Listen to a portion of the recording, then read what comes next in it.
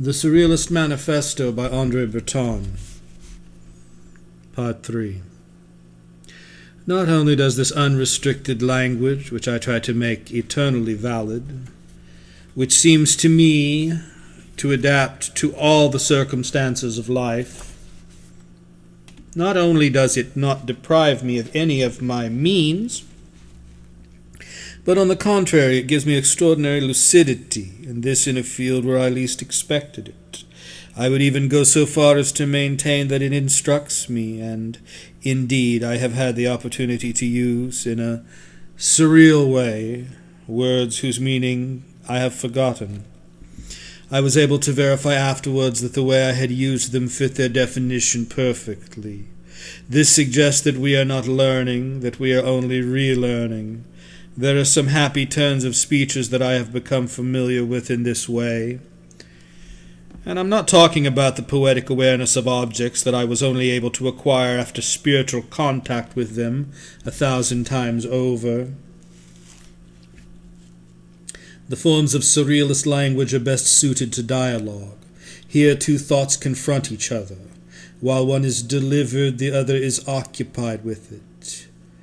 But how is it occupied with it? To suppose that it incorporates into itself would be tantamount to admitting that there is a time when it is possible for it to live completely on this other thought, which is highly unlikely. And, in fact, the attention she pays to it is completely external. She has only time to approve or reject, generally to reject with all the consideration of which man is capable. This mode of language, moreover, does not allow us to get to the heart of the matter. My attention, prey to a supplication which it cannot in all decency reject, treats the opposite thought as an enemy. In ordinary conversation, it almost always seizes the words, the figures of speech which it employs.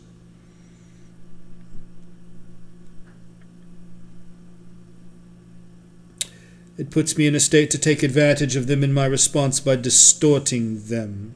This is true to such an extent that in certain pathological states of the mind, where sensory disturbances occupy all the attention of the patient, the latter limits himself, while continuing to answer the questions, to grasp the last word pronounced in his presence, or the last part of the surrealist sentence of which he finds some trace in his mind. Question: how old are you? Answer: you. Echolalia. Question: what is your name? Response: 45 houses. Ganser's syndrome, or beside the point answers. There is no conversation in which there is no trace of this disorder. The socialization effort that dictates it and the considerable practice we have of it are the only things that allow us to temporarily hide it. It is also the book's great weakness to be in constant conflict with its best, that is, the most demanding readers. In the very short dialogue I concocted above between the doctor and the madman, it was in fact the madman who had the upper hand in the exchange, because by his answers he distracts the attention of the doctor, who is examining him. And because he is not the one asking the questions, does this mean that his thinking is stronger at this stage? It may. He is free to stop worrying about his age or his name. Poetic surrealism, which is the subject of this study, has hitherto concentrated its efforts on restoring dialogue to its absolute truth, freeing the two interlocutors from all obligation and politeness. Each of them simply pursues his or her soliloquy without seeking to derive any particular dialectical pleasure from it, and without seeking to impose anything on their neighbor. The remarks exchanged are not, as is usually the case, intended to develop a thesis. However unimportant it may be, they are as disused as possible. As for the response they elicit, it is, in principle, totally indifferent to the personal pride of the speaker. Words and images are only stepping stones for the listener's mind. In Les Champs Magnétiques, the first purely surrealist work, this is how the pages grouped together on the title of Barriers pages where Supolta and I show ourselves to be impartial interlocutors. Surrealism does not allow those who devote themselves to it to abandon it whenever they want. There is every reason to believe that it acts on the mind as drugs do. Like drugs, it creates a certain state of need and can push man into terrible revolts. It is also, if you like, an artificial paradise, and the taste one has for it stems from Baudelaire's criticism for the same reason as the others, thus the analysis of the mysterious effects and the particular pleasures it can produce. In many respects, surrealism presents itself as a new vice which does not necessarily seem to be reserved for the happy few. Like hashish, it has the capacity to satisfy all sorts of tastes. Such an analysis must be included in the present study. 1. It is true for surrealist images, as it is for images of opium, that man does not evoke them, but that they, quote, come to him spontaneously, despotically. He cannot drive them out, for the will is now powerless and no longer controls the faculties, unquote. Baudelaire. It remains to be seen whether the images have ever been, quote, evoked, unquote.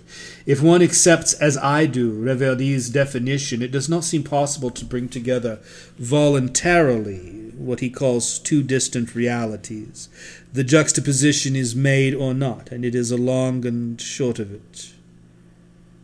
Personally, I absolutely refuse to believe that in Reverdy's work, images such as "In the creek there's a song that flows," or "The day unfolded like a white tablecloth," or "The world goes back in a bag," reveal the slightest degree of premeditation. In my view, it is wrong to claim that, quote, the mind has grasped the relationship, unquote, of two realities in the presence of each other. First, it has not consciously grasped anything. It is in a way from the fortuitous juxtaposition of the two terms that a particular light, the light of the image, to which we are infinitely sensitive, was born. The value of the image depends on the beauty of the spark obtained. It is therefore a function of the difference in potential between the two conductors. When the difference exists only slightly, as in comparison, compare the image in the work of Jules Renard. The spark is missing. As far as I know, however, it is not the task of man to juxtapose two realities so far apart. The principle of the association of ideas, as we understand it, militates against it. Otherwise, we would have to return to an elliptical art, which Reverdy deplores as much as I do. We are therefore obliged to admit that the two terms of the image are not deduced from each other by the mind with the precise aim of producing the spark, that they are the simultaneous products of the activity I call surrealist, the role of reason being limited to taking note of and appreciating the luminous phenomenon. And just as the length of the spark increases to the point of occurring in rarefied gases, the surrealist atmosphere created by automatic writing, which I wanted to make available to everyone, is particularly conducive to the production of the most beautiful images. One can even go so far as to say that in this vertiginous race, images appear as the only landmarks of the mind. Slowly the mind becomes convinced of the supreme reality of these images. At first limiting itself to submitting to them, it quickly realizes that they flatter its reason and increases its knowledge accordingly. The mind becomes aware of the limitless expanses where its desires manifest, where advantages and disadvantages are constantly consumed, where its darkness does not betray it. It moves forward, carried by those images that enchant it, that leave it little time to breathe on the fire of its fingers. It is the most beautiful night of all, the lightning night. The day compared to it is night. The countless kinds of surrealist images would require a classification that I do not intend to make today. Grouping them according to their particular affinities would take me far. What I want to mention, essentially, is their common virtue. For me, their greatest virtue, I must confess, is the one that is arbitrary to the highest degree.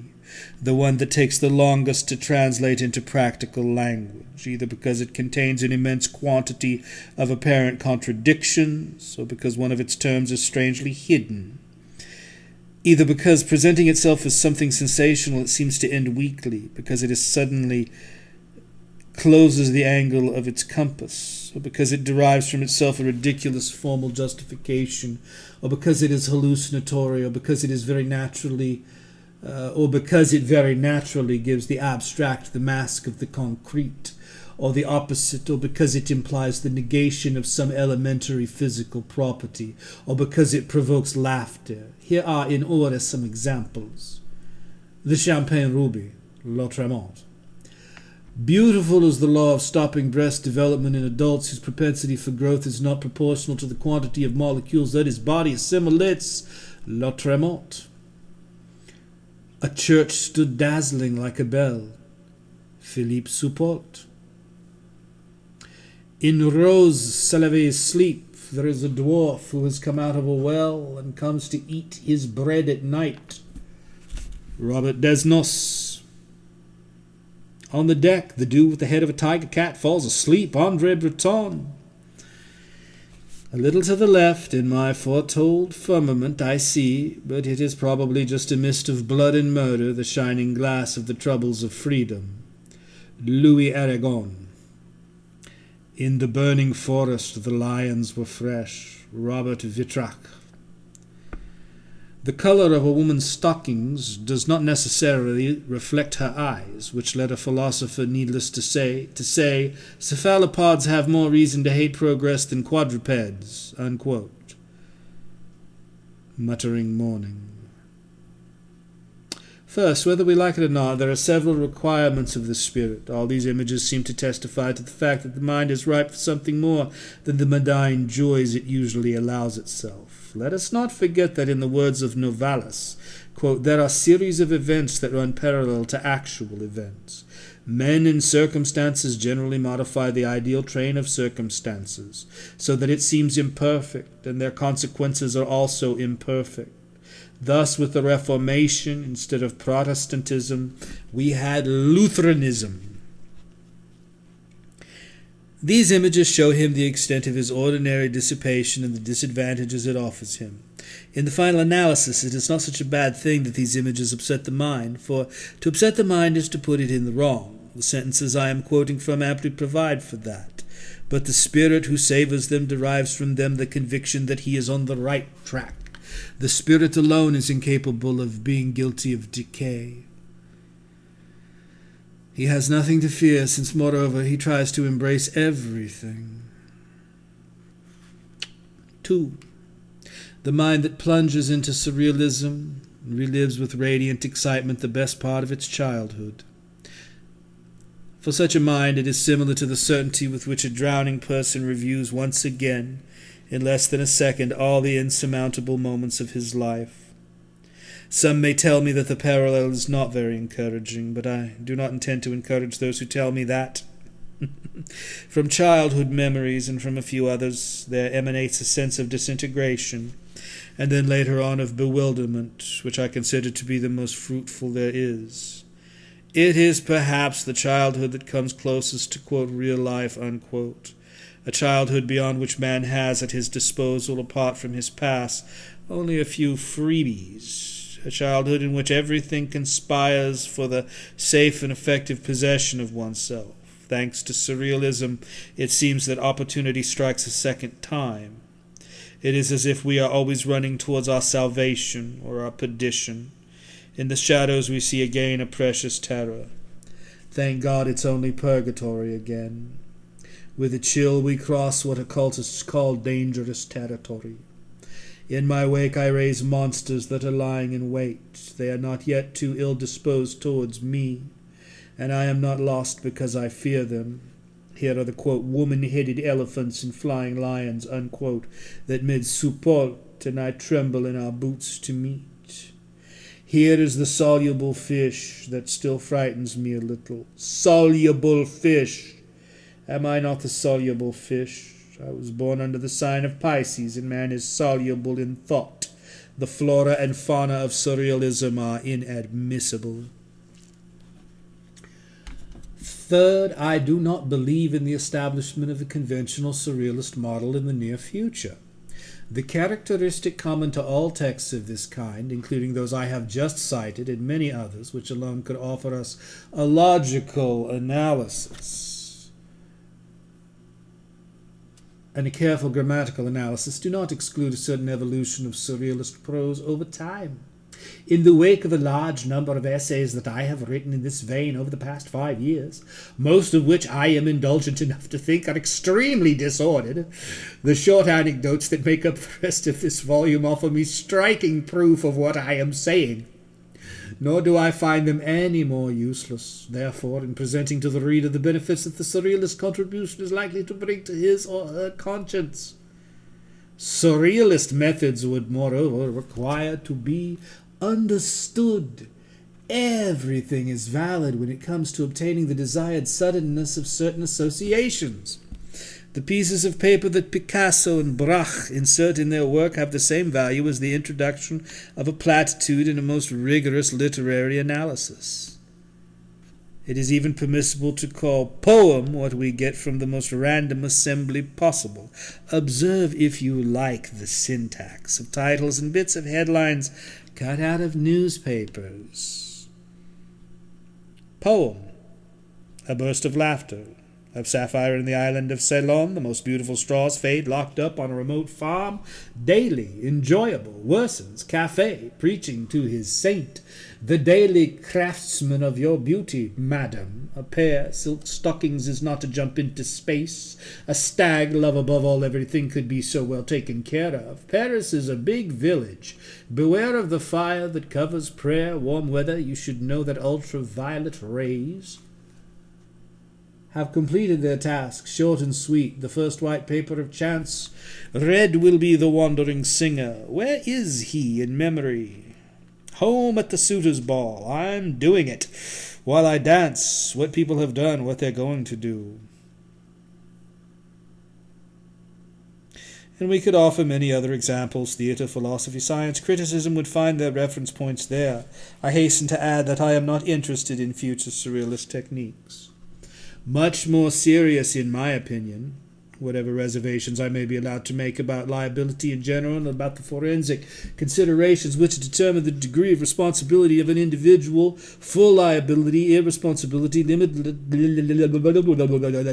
liability, however difficult it may be for me to accept the principle of any liability, I would like to know how the first punishable offences, whose surrealistic character will be clearly apparent, will be judged. Will the accused be acquitted, or will he or she simply be given the benefit of the doubt because of mitigating circumstances? It is a pity that the violation of the laws governing the press is hardly punished today. Otherwise, we would soon see such a trial. The accused published a book, an example, that is an outrage to public decency. Several of his, quote, most respected and honorable, unquote, fellow citizens have lodged complaints against him, and he is also accused of slander and defamation. He is also charged with all sorts of other charges, such as insulting and defaming the army, inciting murder, rape, etc. Moreover, the accused wastes no time in agreeing with the accusers to stigmatize, unquote, most of the ideas expressed. His only defense is to claim that he does not consider himself the author of his book, the said book being nothing more or less than a surrealist concoction that excludes any question of merit or lack of merit on the part of the person signing it. Furthermore, that he has merely copied a document without giving an opinion on it, and that he is at least as foreign to the accused text as the president of the court himself. What is true of the publication of a book will also be true of a whole series of other acts as soon as surrealistic methods begin to enjoy wide favor.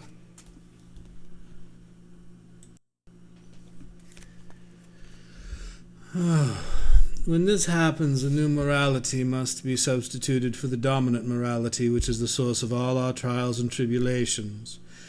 The applications of surrealism to action, as I have often implied, are the applications of surrealism to action.